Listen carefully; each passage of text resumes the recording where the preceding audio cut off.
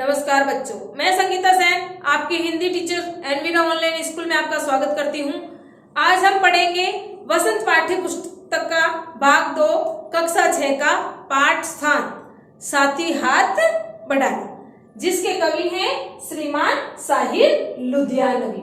लुधियानवी जी का पहले थोड़ा सा जीवन परिचय हो जाए। साहिर लुधियानवी जी का पूरा नाम है अब्दुल हई साहिर लुधियानवी।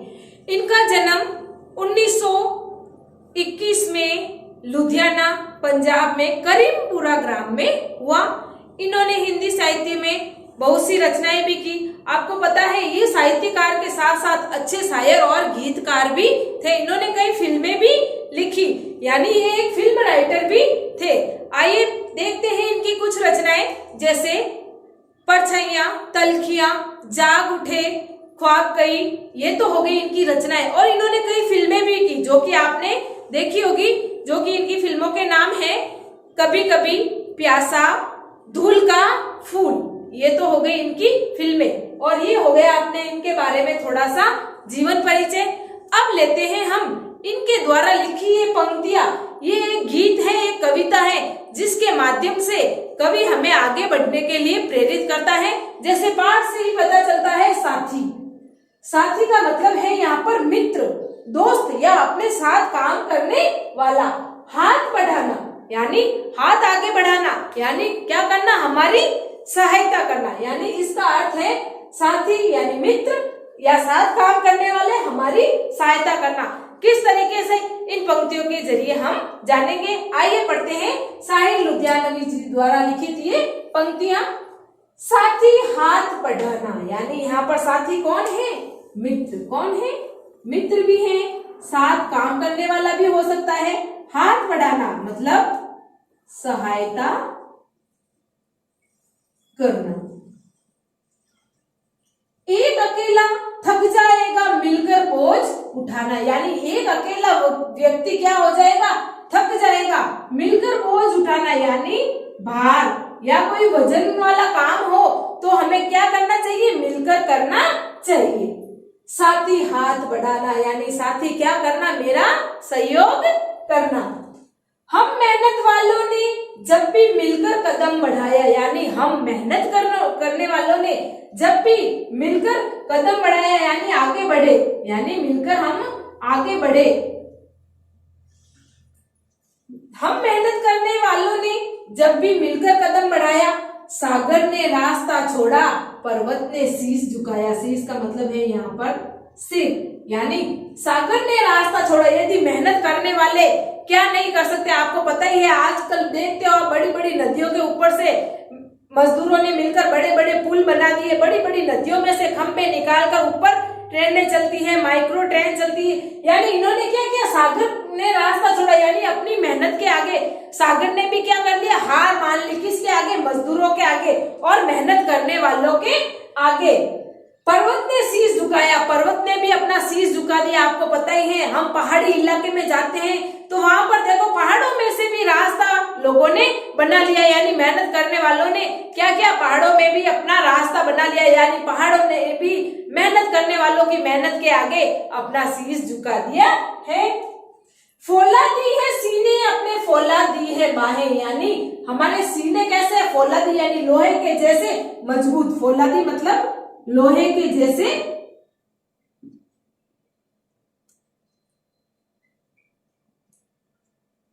मजबूत। हमारे सीने कैसे, लोहे के जैसे मजबूत। और फौलादी है बाहें, और हमारी भुजाएं कैसी हैं, बाहें मतलब भुजाएं कैसी है, वो भी लोहे के जैसी मजबूत है।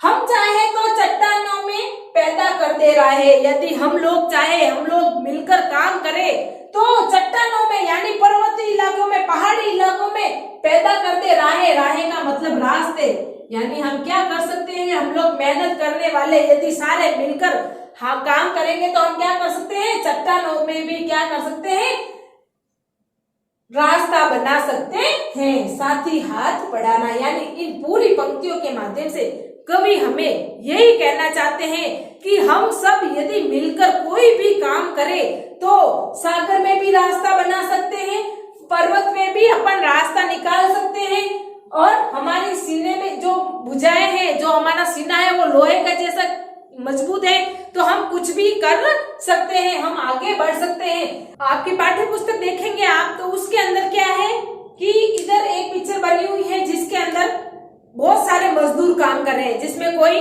मिट्टी डालकर दे रहा है, कोई पत्थर डालकर दे रहा है, कोई उसको ऊपर उठाकर दे रहा है। यानी आगे से आगे ये सब मजदूर लोग क्या कर रहे हैं, मिलकर काम कर रहे हैं और बड़ी से बड़ी इमारतों का निर्माण कर देते हैं। तो उसी तरह इस पंक्तियों के माध्यम से कवि हमें यही कहना चाहते हैं कि हम सबको मिलजुल कर काम करेंगे तो हम हमेशा आगे बढ़ेंगे। ये तो हो गई ये पंक्तियां। लेते हैं अगली पंक्तियां। मेहनत अपने लेख की रेखा, मेहनत से क्या डरना। यानी मेहनत यहाँ पर क्या है, अपने लेख यानी क्या है, भाग्य की रेखा। क्या है, भाग्य की रेखा। मेहनत करने वाले लोग कहते हैं मेहनत हमारे भाग्य की रेखा है, इससे हमें क्या डरना। कल गैरों के खातिर की, आज अपने खातिर करना। कल गैर, गैर यहाँ पर कौन है, विदेशी लोग। कौन है, विदेशी लोग या अंग्रेज। जो पहले हम क्या थे, अंग्रेजों के गुलाम थे और पहले हम उन गैरों के खातिर काम करते थे। खातिर का मतलब के लिए यानी पहले हम दूसरों के लिए यदि काम करते थे तो अब तो हम स्वतंत्र हो गए, अब हम अपने लिए काम करें, अपने लिए जिए। अपना सुख भी एक है साथी, अपना दुख भी एक। यानी सब जब मिलकर काम करते हैं तो आपको पता ही है इनके लिए सुख दुख एक समान होते हैं। आपका सुख हमारा सुख और उनका दुख हमारा दुख। यानी दुख सुख को वो क्या मानते हैं, एक समान मानते हैं। अपनी मंजिल सच की मंजिल, यानी हमारी मंजिल कैसी है, सत्य की राह पर चलने वाली। यानी हमारी मंजिल जो है, मंजिल या लक्ष्य, मंजिल यहाँ पर किसी का है, लक्ष्य या हमारा उद्देश्य जो है, सत्य का उद्देश्य है अपना रास्ता नेक। और अपना रास्ता कैसा है, नेक का मतलब अच्छा। यानी हम जो काम कर रहे हैं वो सत्य की राह पर चलते हुए कर रहे हैं और हमारा रास्ता कैसा है, नेक है, अच्छा है। साथ ही हाथ बढ़ाना। यानी यहाँ पर कवि इन पंक्तियों के माध्यम से हमें यही कहना चाहते हैं, मेहनत अपने भाग्य की रेखा है। यानी मेहनत करना तो हमारे भाग्य में लिखा है, तो इस मेहनत करने से क्यों डरना, परिश्रम करने से क्यों डरना। कल गैरों के खातिर की, आज अपने खातिर। यानी पहले हम क्या थे, अंग्रेजों के गुलाम थे और उस गुलामी में रहकर भी हम उनकी सेवा करते थे और उनके लिए सारा माल बनाते थे। तो आज हम स्वतंत्र हो गए, तो आज अपने खातिर करने, अपने लिए कुछ करें। अपना सुख भी एक है साथी, अपना दुख भी एक। यानी सुख दुख तो अपने साथी है, आते रहेंगे और जाते रहेंगे। सुख दुख से कभी घबराना नहीं चाहिए। अपनी मंजिल सत्य की मंजिल, अपना रास्ता नेक। यदि हम सत्य की राह पर चल रहे हैं, हमारा रास्ता अच्छा है, तो हमें आगे बढ़ने से कोई रोक नहीं सकता। इसलिए कहते हैं, हे मित्र, हे साथी, तुम मेरा क्या करो, हाथ बढ़ाना का मतलब सहयोग करो। अगली पंक्तियां हैं, एक से एक मिले तो कतरा बन जाता है दरिया। यानी एक से एक मिले तो कतरा, कतरा यहाँ पर है पानी की बूंद या बूंदे, बन जाता है दरिया। दरिया का मतलब नदियां, दरिया का मतलब यहाँ पर क्या है, नदियां। यानी कवि कहता है एक से एक बूंद मिले तो नदी बन जाती है, बड़ी से बड़ी नदियों का निर्माण हो जाता है एक एक बूंद से। एक से एक मिले तो जरा बन जाता है सेरा। एक से एक मिले तो जरा, जरा का मतलब है यहाँ पर कण। यानी एक एक कण बन जाता है सेहरा। सेहरा का मतलब रेगिस्तान या रेत का मैदान। यानी एक एक कण मिलकर रेगिस्तान का निर्माण कर सकते हैं। तो हम तो मनुष्य हैं, हम कुछ नहीं कर सकते। एक से एक मिले तो राई है यहाँ पर सरसों, जो कि खेतों में उगती है। बन सकती है पर्वत, पर्वत का मतलब यहाँ पर पर्वत। यानी एक से एक राई और सरसों मिलकर भी क्या बन सकता है, बड़ा से बड़ा पर्वत बनाया जा सकता है। यानी हम सबको मिलकर मिलाते जाएंगे, जोड़ते जाएंगे, तो बड़े से बड़े पर्वत का निर्माण हो सकता है। एक से एक मिले तो इंसान, इंसान का मतलब यहाँ पर इंसान या आदमी।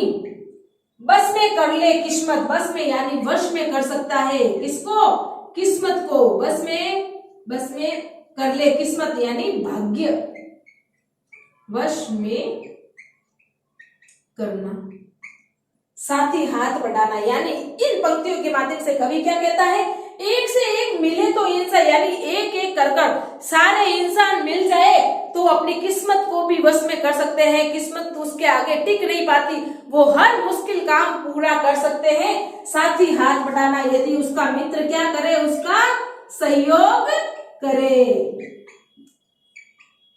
हाथ बढ़ाना का मतलब सहयोग करना। इन पंक्तियों के माध्यम से कवि क्या कहता है, वापस देखिए, एक से एक बूंद मिलकर बड़ी से बड़ी नदियां और समुद्र का निर्माण हो जाता है।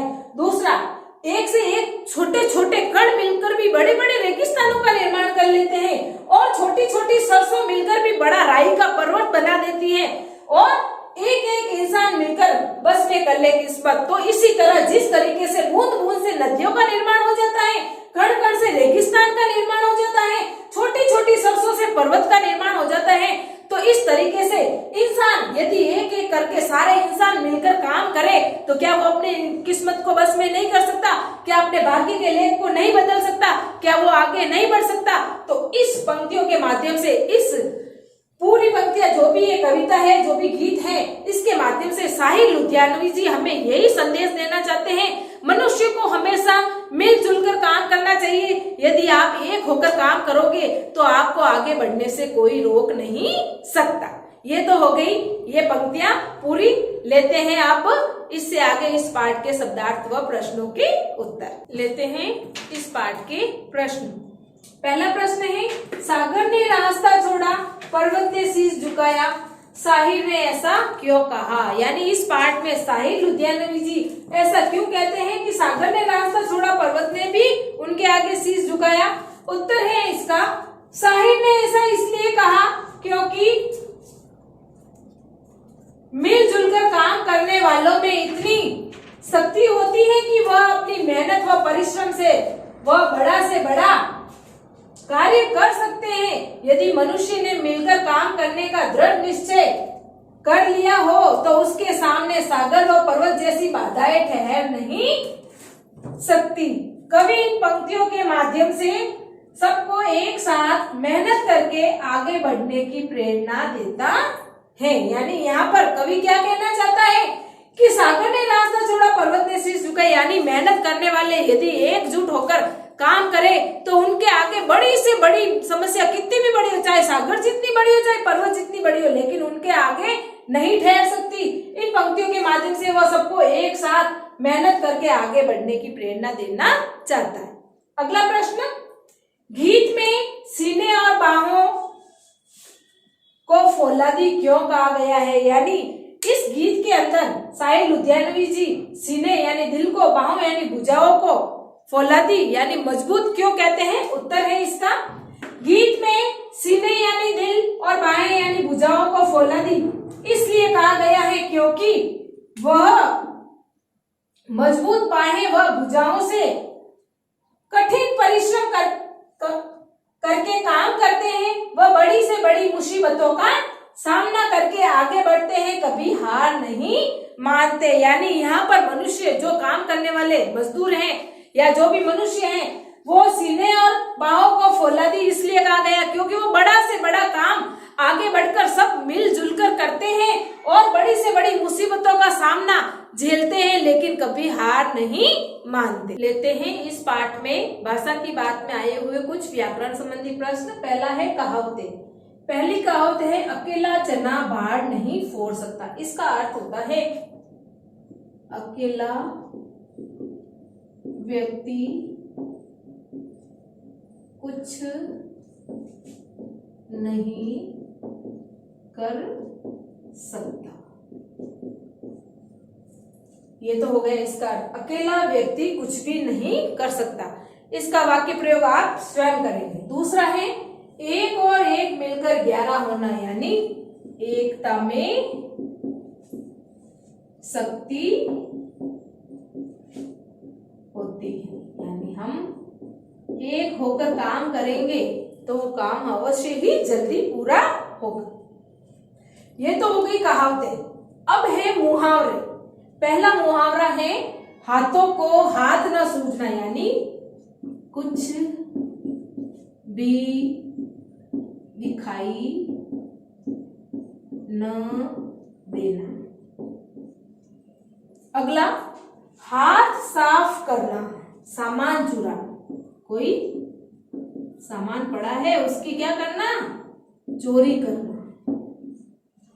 अगला, हाथ पैर फूलना, बहुत ज्यादा घबरा जाना, बहुत घबरा जाना। अब है हाथों हाथ लेना। हाथों हाथ लेना का अर्थ है हृदय से स्वागत करना। अगला, हाथ लगना। हाथ लगना का मतलब सहजता से मिलना,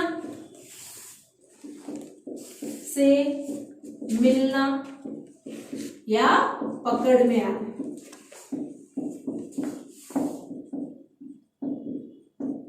ये तो हो गए आपके यहाँ मुहावरों के अर्थ। वाक्य प्रयोग आपको स्वयं करने हैं। यहाँ पर प्रश्न दे रखा है हस्त और हाथ, यानी हस्त का अर्थ ही हाथ होता है।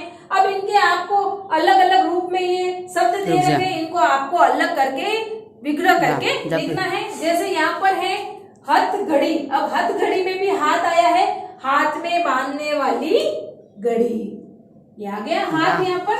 अगला है हस्तशिल्प, हाथ द्वारा बनाई गई वस्तु। अगला, निहत्था। निहत्था का अर्थ है हाथ में कोई अस्त्र शस्त्र न होना।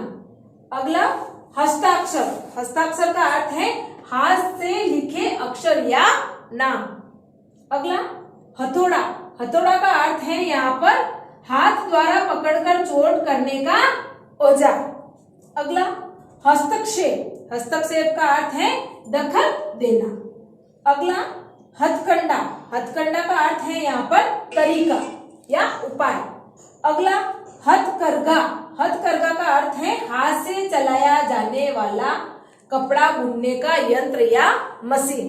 ये हो गए अपने कक्षा 6 का पाठ 7 पूरा। धन्यवाद।